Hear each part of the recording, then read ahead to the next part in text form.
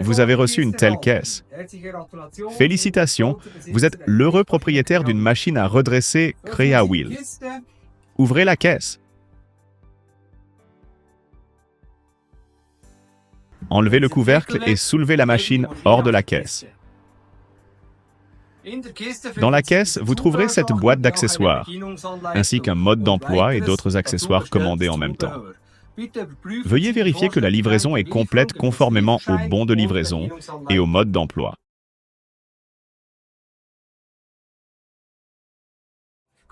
Très important, veuillez lire attentivement le mode d'emploi. Veuillez tenir compte des signaux d'obligation, des signaux de danger et de toutes les instructions relatives à la mise en service et à l'installation, comme par exemple l'espace nécessaire. Ouvrez la boîte d'accessoires. Cette boîte contient tous les accessoires nécessaires au fonctionnement de la machine.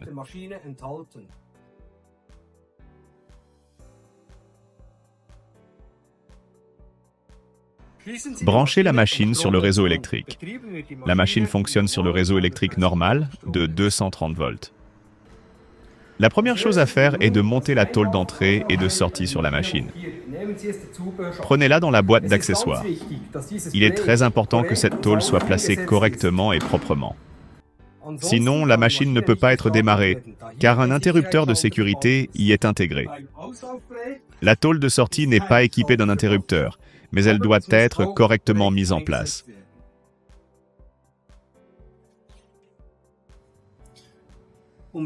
Pour mettre la machine en marche, allumez l'interrupteur principal. Vérifiez que l'arrêt d'urgence est bien déverrouillé. Sélectionnez sur cet interrupteur le sens de rotation vers la droite pour le fonctionnement normal. Assurez-vous que le régime est complètement ouvert, puis démarrez la machine à l'aide du bouton vert. Vous entendez que la machine est en marche, vous le voyez aussi au voyant lumineux. Éteignez ensuite la machine. Dans cette étape, je vais vous expliquer comment régler correctement les dimensions du matériau. La première chose à faire est de régler la largeur. Nous avons ici 40 mm. Pour cela, je le règle pour moitié sur chacune de ces barres de réglage. 21 et 20 mm respectivement. Je rajoute ainsi un peu de supplément pour que le matériau passe proprement à travers la machine sans se coincer. La deuxième étape consiste à régler l'épaisseur du matériau. Nous voulons ici redresser un acier plat de 40 sur 8 mm. L'épaisseur du matériau est réglée de manière centrale sur la molette de réglage. Un affichage numérique m'indique l'épaisseur exacte. Il est très important que le matériau soit mesuré proprement et avec précision. Le plus simple est de le mesurer avec la machine elle-même. Je vais par exemple jusqu'à 7 mm. Je pousse la barre sur le premier rouleau.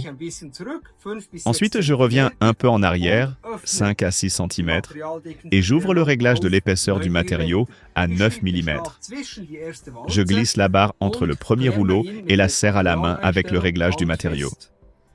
Ensuite, je peux appuyer ici sur le bouton central et j'obtiens un point zéro temporaire. Cela me permet de retirer le matériau. Je peux toutefois revenir à la valeur prémesurée.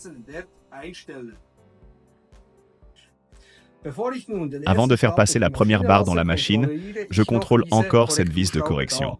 Elle commande le dernier rouleau à elle seule. Avant de passer la première barre, il est important que je mette cette vis à 0. Ensuite, je démarre la machine. Je prends ma barre et je la fais passer dans la machine.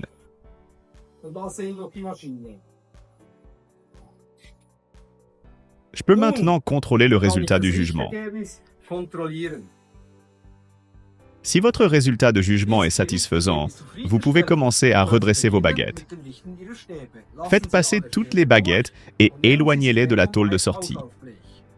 Si votre résultat de jugement n'est pas satisfaisant et que vous avez besoin d'une correction, vous devez alors procéder comme suit. Regardez comment le matériau est sorti de la machine. Est-il incliné vers le bas ou vers le haut? S'il est incliné vers le bas, je dois augmenter la quantité de matériau à distribuer. Avec une valeur empirique de par exemple moins 0,08 mm, 1% de l'épaisseur du matériau. Testez maintenant votre correction. Testez, et c'est très important, votre correction avec une nouvelle barre. car à l'avenir, vous ne voulez faire passer vos barres qu'une seule fois dans la machine. Au contraire, si le matériau sort de la machine vers le haut, il faut alors le corriger dans la zone positive.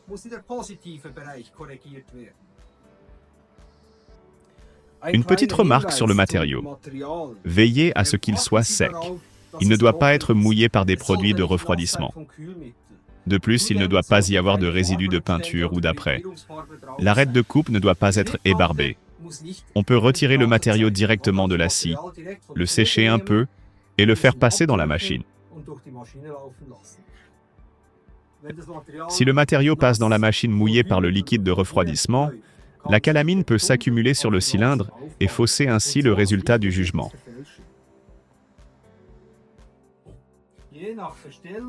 Selon la commande et le contenu de la livraison, vous avez reçu une telle tôle de déversement. Pour le monter, il faut d'abord démonter la tôle de sortie, puis insérer la tôle de déversement au même endroit.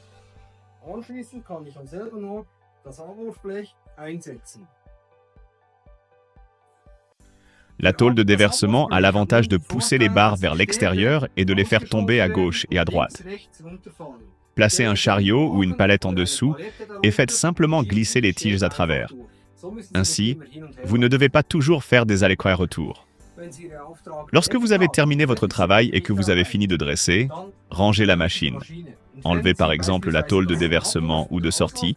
Faites-la ici à l'arrière, comme prévu, sur les supports. La tôle d'entrée peut également être retirée.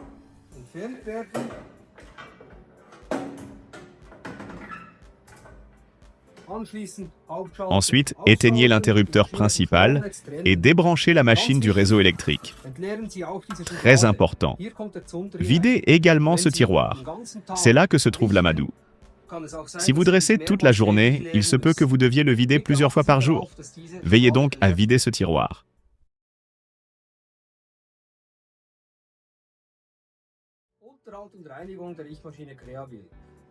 Entretien et nettoyage du redresseur CreaWheel. Environ une fois par mois ou toutes les 40 heures de fonctionnement, nous recommandons de retirer le boîtier et de nettoyer la machine.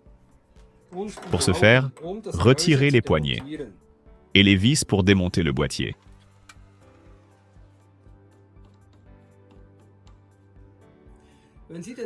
Une fois que vous avez retiré le couvercle, nettoyez la machine de la poussière de calamine. Je recommande ici d'utiliser un aspirateur et non de l'air comprimé. En outre, il est important de graisser les roues dentées. Utilisez le spray d'huile fourni. Vaporisez de l'huile à droite et à gauche sur le côté opposé, comme ici au milieu, pendant environ 2 secondes. Remontez ensuite le boîtier et laissez la machine fonctionner quelques minutes pour que l'huile puisse se répartir.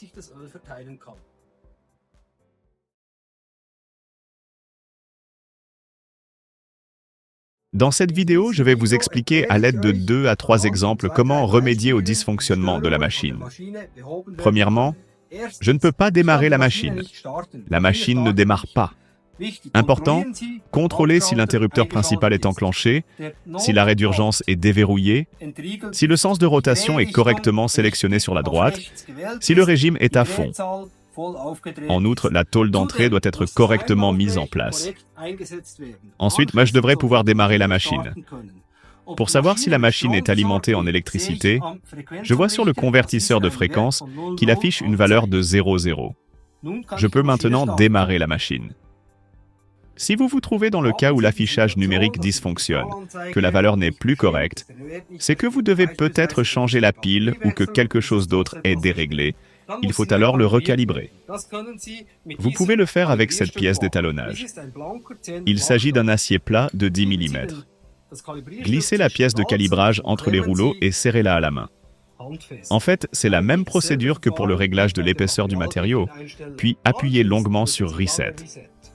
La valeur de référence de 10 mm s'affiche alors. La machine est maintenant recalibrée. La machine s'arrête simplement en cours de fonctionnement et ne peut pas être redémarrée. Il est presque certain que c'est la tôle d'entrée qui s'est décalée.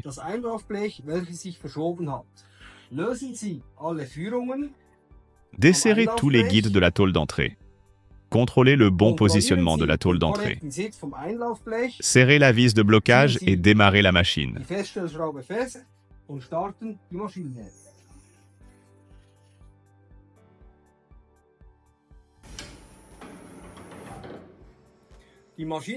La machine s'arrête pendant le fonctionnement. Ensuite, cet interrupteur clignote en jaune. Cela signifie que la machine est passée en mode de surcharge. Soit l'épaisseur du matériau a été mal réglée, soit quelque chose s'est coincé. Pour des raisons de sécurité, la machine s'arrête. Éteignez la machine à l'aide du bouton d'arrêt. Le voyant jaune clignotant s'éteint. Prenez l'interrupteur et tenez-le vers la gauche, sans cesser de le tenir. Réduisez la vitesse et démarrez la machine. Le barreau sort de la machine en marche arrière. Vous pouvez maintenant remettre le commutateur rotatif sur la droite, augmenter à nouveau la vitesse de rotation et démarrer la machine comme d'habitude.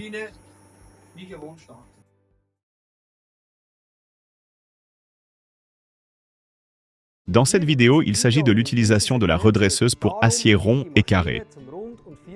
Dans la vidéo précédente, vous avez déjà vu le fonctionnement de base de la machine, avec les interrupteurs, etc. Je n'y reviendrai pas, ni sur le redressage de l'acier plat. Maintenant, je vais vous montrer comment régler la machine pour redresser des barres rondes et carrées. Premièrement, et c'est très important, la plaque d'entrée pour le redressage de l'acier plat doit être installée. Sinon, la machine ne fonctionne pas en raison du contact de sécurité. Alors, insérez et fixez la plaque d'entrée. Pour le redressage des barres rondes et carrées, nous n'avons pas besoin de plaque d'entrée, mais d'une plaque de sortie. Celle-ci doit être installée ici et également fixée. Comme vous pouvez le voir, la plaque de sortie du redressage d'acier plat est utilisée et la plaque de déversement optionnelle est placée de ce côté. Ensuite, nous passons au réglage pour le redressage des barres rondes. Le redressage des barres rondes présente une différence fondamentale. Alors que nous pouvions mesurer le matériau avec la machine lors du redressage de l'acier plat, cela ne fonctionne pas ici. À la place, je mesure le matériau avec un pied à coulisse.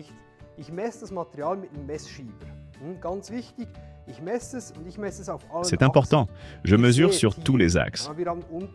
Comme vous pouvez le voir, il y a des différences de presque 1/10 de millimètre. Je prends la valeur moyenne, dans ce cas environ 10,15 mm.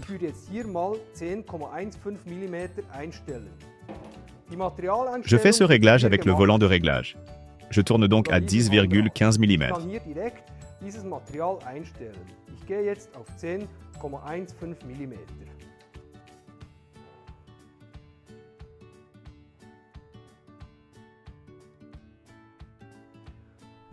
La machine est ensuite allumée et j'insère la barre ronde. Là encore, je vois si la barre sort droite ou non.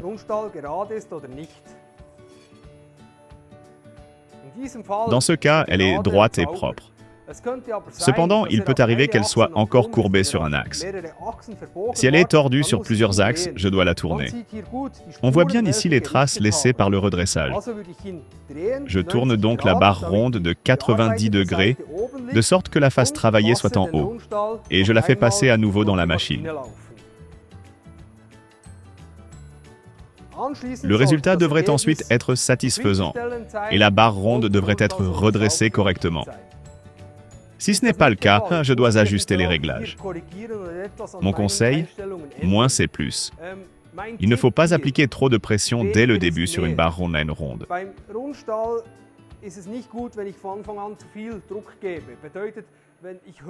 On peut l'entendre au bruit du moteur s'il force trop.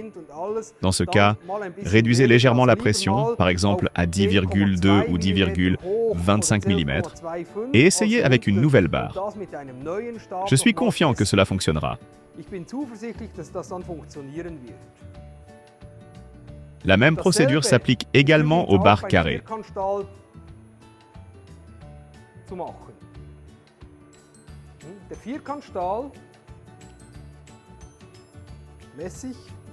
Par exemple, je mesure ici entre 10,08 et 10,016 mm.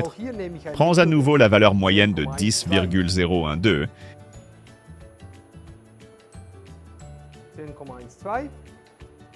et fait passer la barre dans la machine.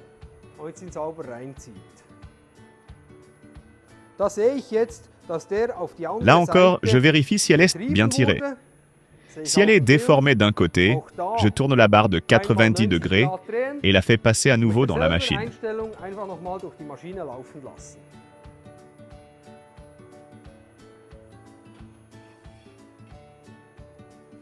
À la fin, j'obtiens un résultat propre.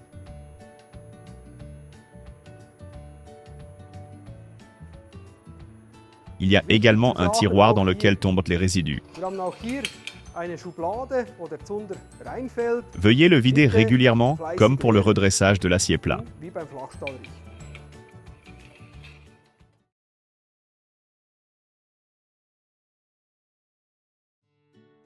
Pour l'entretien de la redresseuse pour aciers ronds et carrés, y compris l'adaptateur pour le redressage des barres rondes et carrées, le carter doit être retiré, comme montré dans la vidéo précédente. Retirez toutes les vis de bride ainsi que les plaques d'entrée et de sortie et les poignées.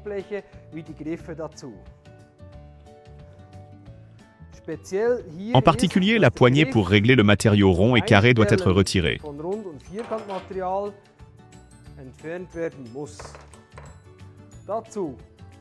Pour cela, tournez la poignée complètement, trouvez la fixation, retirez la vis et veillez à ne pas la perdre.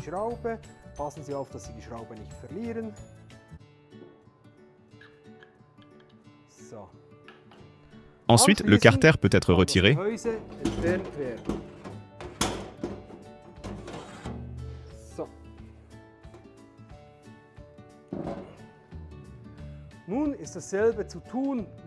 La procédure est la même que pour le redressage de l'acier plat.